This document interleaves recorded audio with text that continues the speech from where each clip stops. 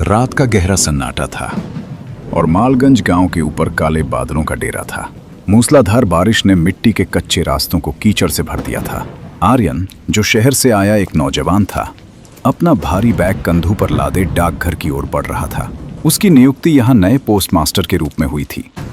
उसे गांव बिल्कुल पसंद नहीं थे, लेकिन सरकारी नौकरी की मजबूरी उसे यहाँ खींच लाई थी। तभी अचानक आसमान में तेज बिजली कड़की। रोशनी की उस एक पल की चमक में उसे सामने डाकघर की पुरानी जर्जर इमारत दिखाई दी। वो इमारत किसी खंजर की तरह अंधेरे सीने में गड़ी हुई लग रही थी। आर्यन जल्दी जल्दी कदमों से बरामदे की ओर बढ़ा। वो अभी सीढ़ियां चढ़ ही रहा था कि एक खंभे के पीछे से एक अजीब सी आकृति बाहर निकली। वो एक बूढ़ा पागल था, जिसके कपड़े फटे हुए थे और बाल बिखरे हुए थे। ए बाबू, रुक जा! पागल बूढ़ा चिल्लाया। अंदर मत जाना, वो इंतजार कर रही है।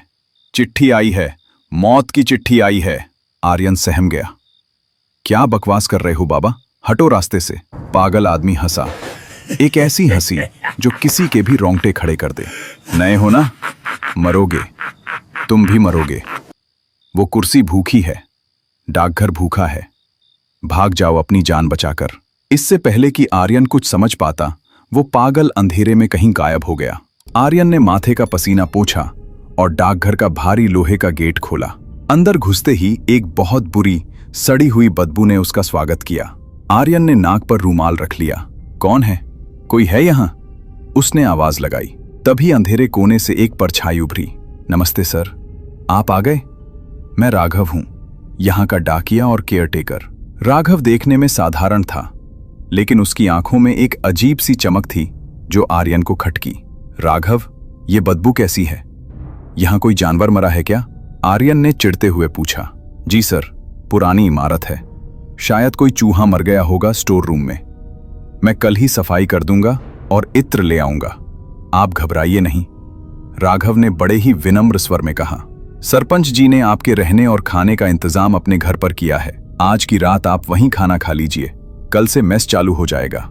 आर्यन को राहत मिली कि उसे इस बदबूदार जगह पर भूखा नहीं रहना पड़ेगा।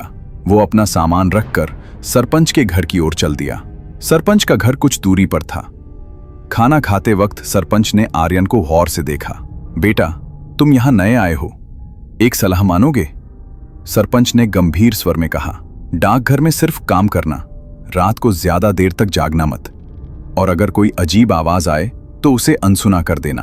पिछले 3 पोस्टमास्टर, खैर छोड़ो, बस अपना ख्याल रखना। आर्यन ने इसे गांव वालों का अंधविश्वास मानकर टाल दिया, लेकिन उसके मन में एक डर बैठ चुका था। अगली सुबह आर्यन डाकघर पहुंचा। दिन के उजाले में भी वो इमारत मनहूस लग रही थी। राघव ने पूरे ऑफिस में अगरबत्ती जला रखी थी, लेकिन उस सड़ी हुई बदबू की एक हल्की महक अभी भी हवा में थी। दिन भर काम करने के बाद शाम ढलने लगी। आर्यन अपनी कुर्सी पर बैठकर फाइलों को व्यवस्थित कर रहा था। अचानक उसने महसूस किया कि कमरे का तापमान गिर गया है। ठंडक इतनी बढ़ गई कि उसके हाथ कांपने लगे। तभी जिस कुर्सी पर वो बैठा था वो अपने आप हिलने लगी, पहले धीरे, फिर जोर जोर से। ये क्या हो रहा है? आर्यन बड़बड़ाया। उसने उठने की कोशिश की, लेकिन जैसे ही उसने हत्थे पर जोर दिया, उसका शरीर सुन्न पड़ गया। उसे लगा जैसे किसी अदृश्य शक्ति ने उसे जकड़ लिया हो। वो न चिल्ला पा रहा था, न हिल पा रहा था। उसकी आंखों के सामने डाकघर की दीवारें बदलने लगी। जहां पेंट उखड़ा हुआ था, वहां से अब गाढ़ा लाल खून रिसने लगा। छत से टप टप करके खून की बूंदें उसकी फाइलों पर गिरने लगी। उसका दिल जोर जोर से धड़क रहा था। उसे लगा कि उसका हार्ट फेल हो जाएगा। तभी उसकी टेबल पर रखा लैंडलाइन फोन बजा। घंटी की आवाज ने उस सम्मोहन को तोड़ दिया। आर्यन झटके से खड़ा हो गया। सब कुछ सामान्य था, न खून था न ठंड। उसने कांपते हाथों से फोन उठाया। दूसरी तरफ कोई नहीं था, बस सांसों की भारी आवाज आ रही थी। उसने फोन पटक दिया और बाहर की तरफ भागा। बाहर हवा ताजी थी। आर्यन हाँफ रहा था। उसे लगा कि उसे थोड़ा टहल लेना चाहिए। वो गली में मुड़ा ही था कि उसे एक बिल्ली के रोने की आवाज आई। उसने पीछे मुड़कर देखा, कोई बिल्ली नहीं थी, लेकिन जैसे ही वो पलटा, उसके ठीक सामने राघव खड़ा था। आर्यन चीख पड़ा, राघव, तुम यहाँ क्या कर रहे हो? राघव के चेहरे पर कोई भाव नहीं था। सर, आपका मोबाइल आप मेज पर भूल आए थे, प्रधान जी का फोन आ सकता है। आर्यन ने जेब टटोली। मोबाइल वाकई गायब था। उसने राघव के हाथ से मोबाइल छीना। राघव का हाथ बर्फ जैसा ठंडा था। शुक्रिया, आर्यन ने कहा और जल्दी से आगे बढ़ गया। उसे राघव की मौजूदगी से बहुत डर लग रहा था। जब वो वापस डाकघर के कमरे में सोने के लिए गया तो उसे स्टोर रूम, जिस पर ताला लगा था, के अंदर से किसी के खुरचने की आवाज आई। कौन है अंदर? आर्यन ने हिम्मत करके पूछा। अंदर से एक महिला की सिसकने की आवाज आई। मुझे बाहर निकालो, आर्यन की हिम्मत जवाब दे गई। उसने दरवाजा अंदर से लॉक किया और पूरी रात भगवान का नाम लेते हुए कोने में दुबक कर काट दी। उसे यकीन हो गया था कि वो यहां एक पल भी नहीं रुक सकता। तीसरे दिन की सुबह आर्यन की हालत खराब थी। उसकी आंखें लाल थीं। उसने तय कर लिया था कि वो इस्तीफा दे देगा, लेकिन उससे पहले उसे इस रहस्य को खत्म करना था। उसने गांव के लोगों से पूछकर एक अघोरी तांत्रिक को बुलाया। शाम को तांत्रिक डाकघर आया। उसने चारों तरफ राख छिड़की और बीच हॉल में एक हवन कुंड बनाया। बाबू, तांत्रिक ने भारी आवाज में कहा, यहां साय का नहीं, साक्षात पिशाचनी का वास है और उसे किसी ने यहां बांध रखा है। कौन है वो? उसे भगाइए बाबा, मैं आपको मुंह मांगे पैसे दूंगा, आर्यन गिड़गिड़ाया। तांत्रिक ने मंत्र पढ़ने शुरू किए। डाकघर की खिड़कियां जोर जोर से बजने लगी। हवा के बवंडर ने फाइलों को उड़ा दिया। सामने आ, मैं तुझे आदेश देता हूं, तांत्रिक चिल्लाया। अचानक स्टोर रूम का ताला अपने आप टूट गया। दरवाजा खुला और वहां अंधेरे से एक भयानक चुड़ैल हवा में तैरती हुई बाहर आई। उसका चेहरा जला हुआ था और पैर उल्टे थे। आर्यन डर के मारे मेज के नीचे छिपना चाहता है, लेकिन अजीब बात यह थी कि चुड़ैल हमला नहीं कर रही थी, वो रो रही थी। तांत्रिक ने अपनी शक्ति से उसे घेरे में ले लिया। बोल, तुझे यहां किसने रोका है? चुड़ैल की फटी हुई आवाज गूंजी। राघव, राघव ने। उसने कांपती हुई भारी आवाज में अपना मुंह खोला। मैं कोई बुरी आत्मा नहीं थी बाबा, मैं एक इंसान थी, एक साधारण औरत। मेरा नाम सुमन था। आर्यन और तांत्रिक सन्न रह गए। चुड़ैल ने अपनी खौफनाक दास्तां शुरू की। 5 साल पहले मेरे पति विनय बहुत होनहार थे। उन्होंने दिन रात मेहनत करके डाक विभाग की परीक्षा पास की और उन्हें इस डाकघर में पोस्ट मास्टर की नौकरी मिली। इसी नौकरी के लिए, इसी कुर्सी के लिए राघव के छोटे भाई सुमित ने भी परीक्षा दी थी, लेकिन सुमित परीक्षा पास नहीं कर पाया। वो अपनी नाकामी बर्दाश्त नहीं कर सका। उसे लगा कि उसका भविष्य खत्म हो गया है। उस डिप्रेशन में सुमित ने इसी डाकघर के पीछे वाले पेड़ पर फांसी लगाकर आत्महत्या कर ली। सुमित की मौत ने राघव को तोड़ दिया। उसका दिमाग फिर गया। वो पागल हो गया। एक ऐसा मनोरोगी जिसे लगने लगा कि मेरे पति विनय ने उसके भाई की जगह छीनी है। उसे लगा कि अगर विनय नौकरी न लेता तो उसका भाई जिंदा होता। जिस रात मेरे पति यहां ज्वाइन करने आए, मैं भी उनके साथ थी। राघव ने हमें धोखे से मिठाई खिलाई जिसमें बेहोशी की दवा थी। जब हम बेबस हो गए तो राघव ने मेरे पति को मेरी आंखों के सामने तरपा तरपा कर मारा, और जब मैं चिल्लाई तो उसने मेरा गला घोंट दिया। आर्यन डर के मारे पीछे हट गया। राघव का पागलपन यही नहीं रुका। उसने हमारी लाशों का अंतिम संस्कार नहीं किया।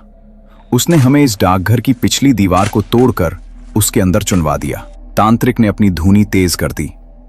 तो तू निर्दोष लोगों को क्यों मारती है? चुड़ैल ने रोते हुए कहा। क्योंकि राघव ने सिर्फ हमें मारा नहीं, उसने काला जादू किया। उसने मेरी आत्मा को इस कुर्सी के साथ बांध दिया। मैं नहीं चाहती, मैं किसी को मारना नहीं चाहती, लेकिन जैसे ही कोई उस कुर्सी पर बैठता है, राघव का काला जादू मुझे मजबूर कर देता है और मैं बेगुनाह लोगों की जान ले लेती हूं। आर्यन हैरान रह गया। राघव, अपना डाकिया? आर्यन के पैरों तले जमीन खिसक गई।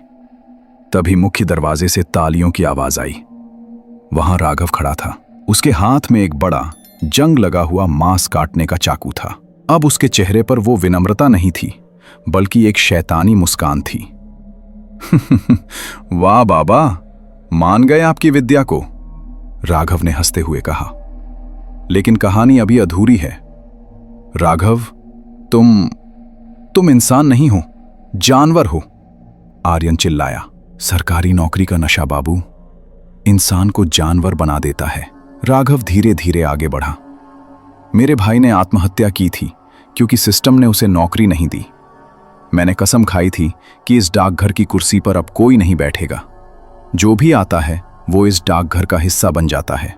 तांत्रिक ने राघव पर राख फेंकने की कोशिश की, लेकिन राघव ने तेजी से चाकू घुमाया और तांत्रिक की गर्दन पर वार किया।